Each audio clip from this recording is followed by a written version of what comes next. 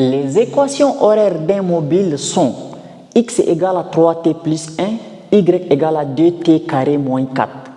Déterminer les vecteurs position du mobile à l'instant quelconque. Déterminer le module de sa position à t égale à 2 secondes. Déterminer le module du vecteur vitesse à la date initiale.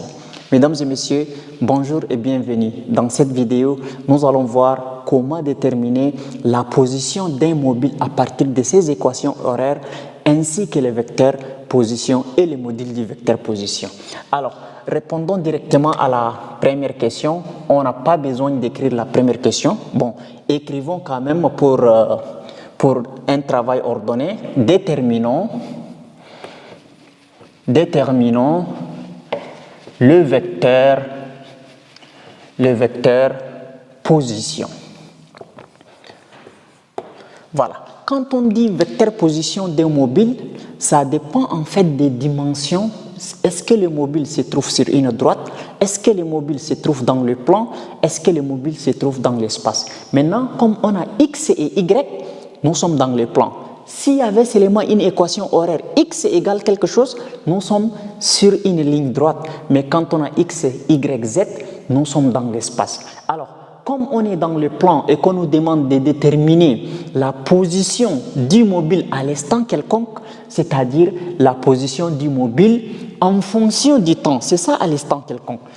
Donc, la formule du vecteur position, d'après les cours, vecteur position OM est égal à XI plus YG. Voilà, c'est ça qu'on appelle le vecteur position d'un mobile. Maintenant, quand on nous demande de déterminer le vecteur position à la date quelconque, remplaçons seulement X par sa valeur et Y par son expression, là où il y a X et Y. Donc, le vecteur position OM est égal à 3t plus 1 dI plus 2t au carré moins 4 dj. Et voilà ce qu'on appelle le vecteur position du mobile. Maintenant, la deuxième question, il demande de déterminer le module à sa position, le module de sa position à t égale à 10 secondes. Le module de la position à t égale à 10 secondes, le module c'est en fait la distance. Donc, petit d, déterminons le module, voilà, de sa position à t égale à 10 secondes, à la date t égale à 10 secondes. Donc, on sait déjà que le module du vecteur position, la formule, elle est standard, ça dépend en fait des dimensions que vous avez, comme ici nous avons x et y, le module du vecteur position, c'est-à-dire norme comme ça du vecteur position, est égal à racine carrée de x élevé au carré plus y élevé au carré. C'est la distance en fait le module, n'est-ce pas? Donc x on remplace par son expression, y aussi on remplace par son expression. Alors on va avoir racine carrée de x c'est 3t plus 1, le tout élevé au carré plus y c'est 2t carré moins 4 aussi le tout élevé au carré. Mais on veut le module à la date t égale à 2 secondes. Donc on va dire à t égale à 2 secondes, donc là où il y a t, on remplace par 2. Voilà, donc je vais effacer ici.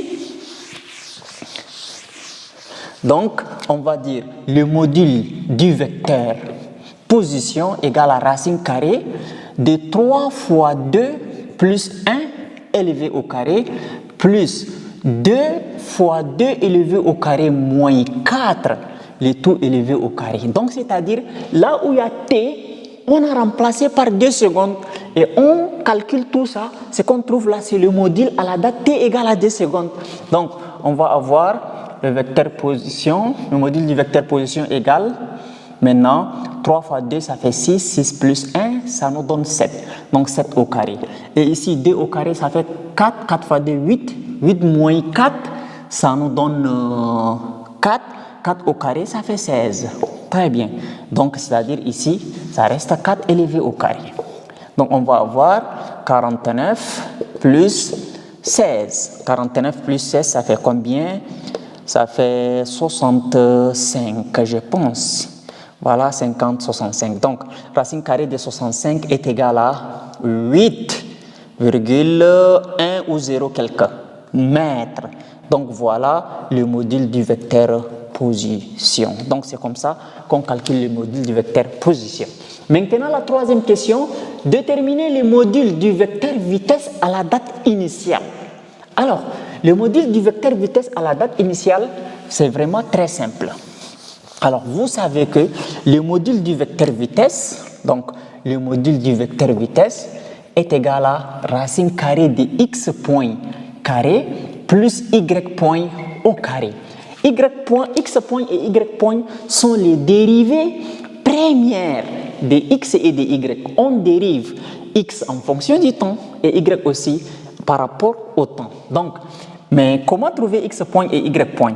X point est égal à d de x par rapport au temps. Et y point est égal à d de y par rapport au temps. C'est-à-dire la dérivée de x par rapport au temps. C'est ça x point. Et y point, c'est la dérivée de y par rapport au temps. Tout court. Donc x point, je voudrais simplifier les choses. X point, c'est la dérivée de x par rapport au temps. C'est-à-dire quand on a 3t plus 1, la dérivée de 3t c'est 3 parce que la variable ici c'est le temps. Donc dérivée de 3t c'est 3 et dérivée de 1 c'est 0. Donc il veut dire x point là c'est égal à 3. N'est-ce pas? Alors y point. Y point c'est la dérivée de y. Donc 2t au carré moins 4. Le d va descendre. 2 fois 2 ça fait 4. 4t moins 4. N'est-ce pas? Donc 2t au carré moins 4. On va avoir 4t moins 4. 4t autant pour moi. Moins 4, la dérivée de 4 c'est 0. Voilà, pardon. La dérivée de 4 c'est 0. Donc ça fait 4t. Alors, je vais remplacer là où il y a x point par son expression, y point par son expression. Donc, le module du vecteur vitesse est égal à racine carrée de x point, c'est 3 élevé au carré, plus y, c'est 4t aussi élevé au carré. Mais nous, on veut calculer le module du vecteur vitesse à la date initiale. Quand on dit date initiale, ça veut dire c'est at égale à 0 secondes. C'est ça qu'on appelle date initiale. Donc on remplace là où il y a temps par 0 secondes. Donc on va avoir le module du vecteur vitesse égal à racine carrée de 3 élevé au carré, ça fait 9. Et là où il y a t ici, on remplace par 0. Donc 0 au carré, 0, 0 fois 4, c'est 0. Donc ça reste racine carrée de 9. Donc le module du vecteur vitesse est égal à racine carrée de 9 qui nous donne 3, qui veut dire 3 mètres par seconde. Et voilà, on a déterminé le module du vecteur vitesse à la date T